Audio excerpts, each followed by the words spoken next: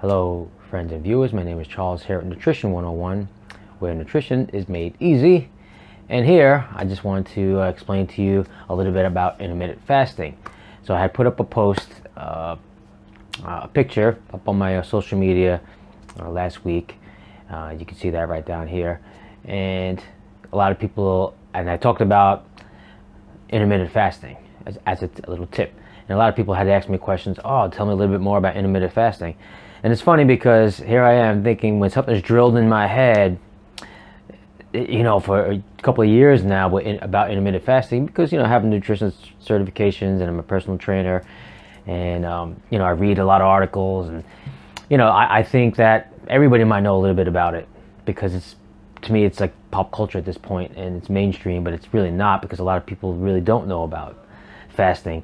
What they do is they hear the word fasting, and right away they get scared. Fasting? Fasting? No fasting. No fasting. Yeah, so they hear the word fasting and they think, okay, that means not eating, right? And they just staying clear away from it, right? Not really understanding what intermittent fasting is. So here I am, I'm going to explain to you what intermittent fasting is and how we can benefit from it, right? So there are different types of intermittent fasting, right? But the basic one is the basic 16 and 8 hour split. Okay, that means you're not eating for 16 hours and you're eating for 8 hours. So that's really the most popular one, most common, one of the easier ones to follow, and to me probably one of the most effective, because other than that you're probably going into what we call starvation diets, and to me I don't condone those at all, and I'm opposed to them, and for sure they're harder, right? So we could stick to this, right? So we want to be able to eat the same foods that we normally eat, but in a smaller window, an 8 hour window, right? So if your last meal is at 8 p.m., this is a good rule to go by, right? You can just go by this plan right now that I'm about to explain to you. If your last meal is at 8 p.m.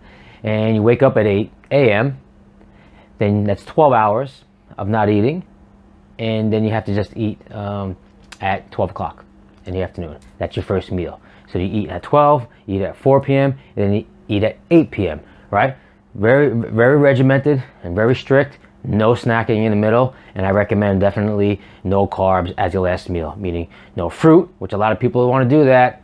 No fruit, right? That is carbs, it's glucose, it's fructose, it's sugar, and fructose we don't store. So if we're not burning fructose right away, that's gonna get turned into fat, right? So we don't want that. So no carbs at night, no starchy carbs, no rice, no cookies, no potato chips, right? None of that, right? So at night you want just mainly protein, fiber, fat, definitely fat, because we want to start burning fat at night, which is one of the main purposes of doing intermittent fasting in the first place, right? Then you get the 5-2. These are types of intermittent fasting. You get the 5-2 diet, which is 5 days of eating as usual, 2 days of a 500 calorie diet. That's ridiculous, right? Because eating as usual, does that mean just the same food choices you're always making, the same mistakes you're always making? I want pizza. I can eat pizza, and I can eat french fries 5 days a week.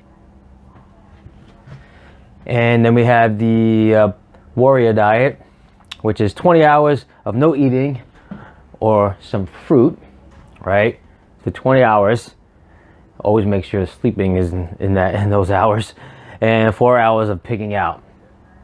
Clearly, that is not a good option, all right? And it's pretty hard to do, right? So these are going to get harder as you go, at least the way I look at it, but it can be different for everybody. Right? You got the 24-hour fasting. It's 2 days a week, where you go 24 hours of no food. Okay. I don't know. Do you like that idea? I don't like that idea, but yeah, it's an option, all right? So not everything works for everybody. Everyone has to just try what works for them. I just think that that's probably one of the harder ones to do. I'm not about to not eat for 24 hours, but again, people do that. It's a cultural thing for a lot of people, right? Not happening over here, right? Then you have the alternate day. 1 day on, 1 day off of eating. So it's 24 hours of not eating, 24 hours of eating. So again, your starvation diet, right? These are starvation diets right here, right? They're effective. You can lose some weight, but it's not healthy, right? You're going to be undernourished. You're gonna have malnutrition, right? You're not gonna have the vitamins and nutrients you need. It's a problem. Starvation diets never work. If you're not getting the nutrients you need each day, it's going to be a problem. Okay.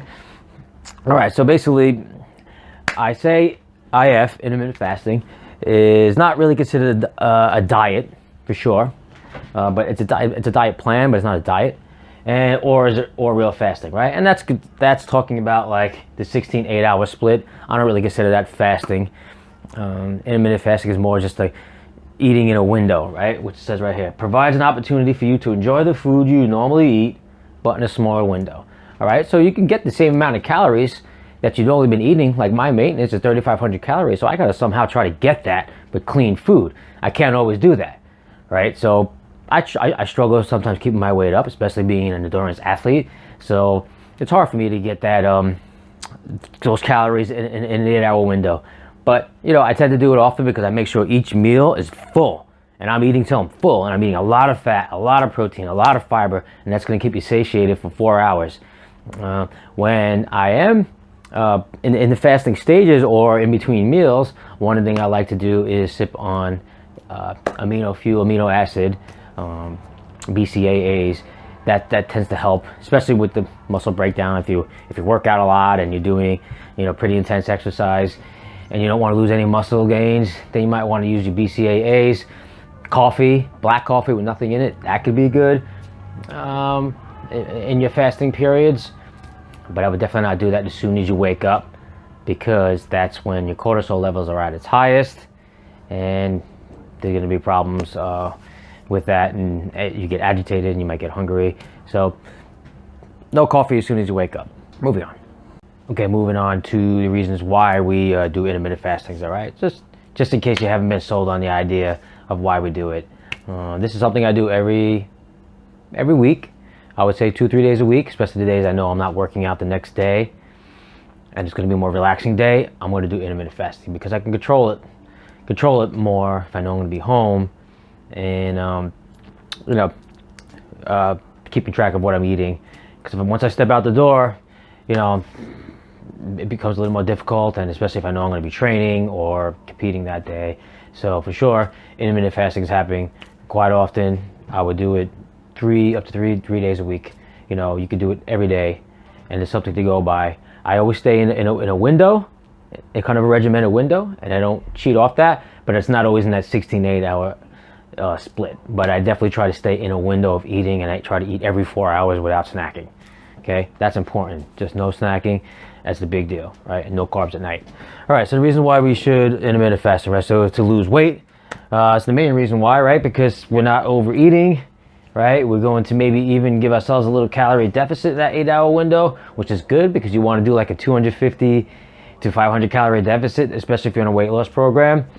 Easier to do when you're not going to be eating all day, like grazing, right? Nobody wants to graze and eat all day because it keeps our insulin up, right? It definitely is going to mess with the cortisol levels, our hormone imbalance, right? And that's going to give you weight in your midsection over here, right? So the number one reason is to lose weight, and I can't think of a better way to do that, right? Next is the speeds metabolism. Give your body a chance to regulate itself again, right? To heal, right? To come back down. And once your body figures out how to get onto a regular schedule again, you're going to have regular bowel movements, and your metabolism is going to speed up. Obviously, you want to drink water, a lot of water when you're intermittent fasting as well, and that speeds up your metabolism. So, speeds metabolism.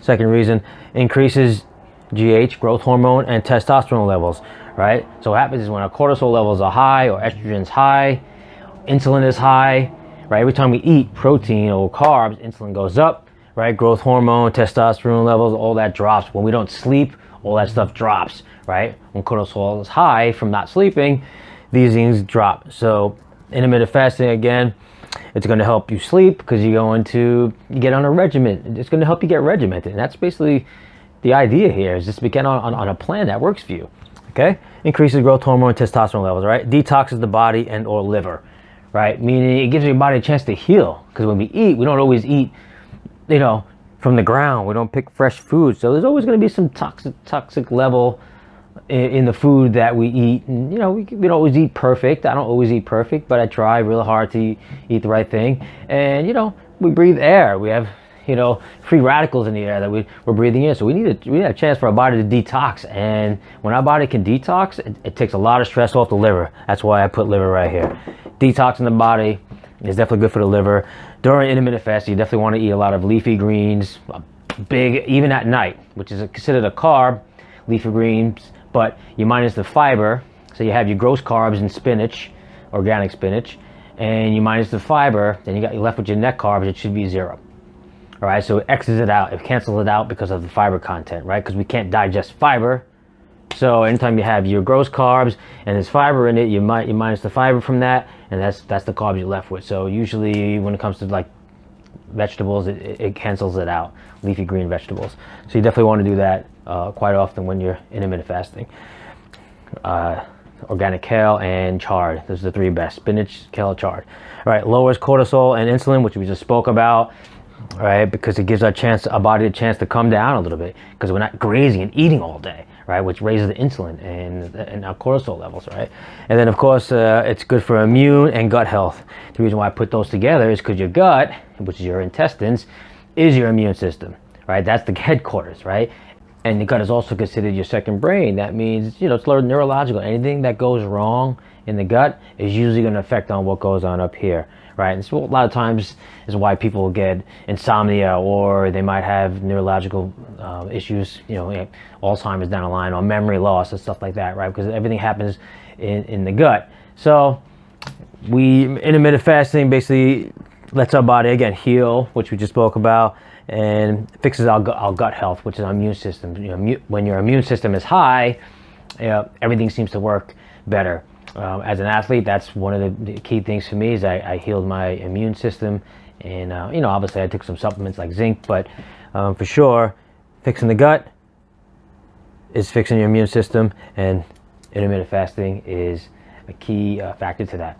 So thank you again for tuning in and watching. And again, really, we just try to get to a program that works for you. And you try different things, and you find a formula that works for you, then you just stick with it, right? It doesn't really matter. You just don't want to snack. You just want to stick to that window, whatever that is.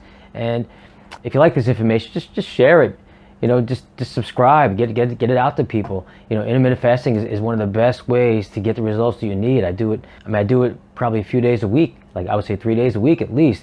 And especially in the days I don't train. If I know I'm not going to be trained the next day, and I can control what I eat, then I'm gonna do intermittent fasting. Find it to be one of the most effective ways to get the results you want, and for sure one of the best things you can do on a weight loss program.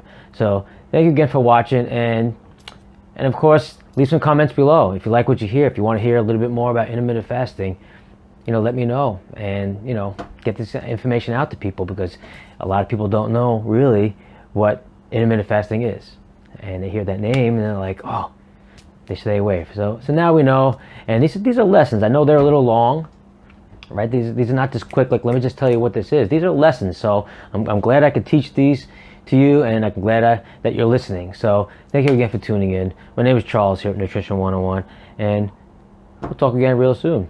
Class dismissed. What? You're not just fasting? Okay. You're intermittent fasting? Okay, I like the sound of that. Let's do it. Hello, my name is Charles. If you haven't already, click that subscribe button and share this information with your friends. And of course, leave some comments below.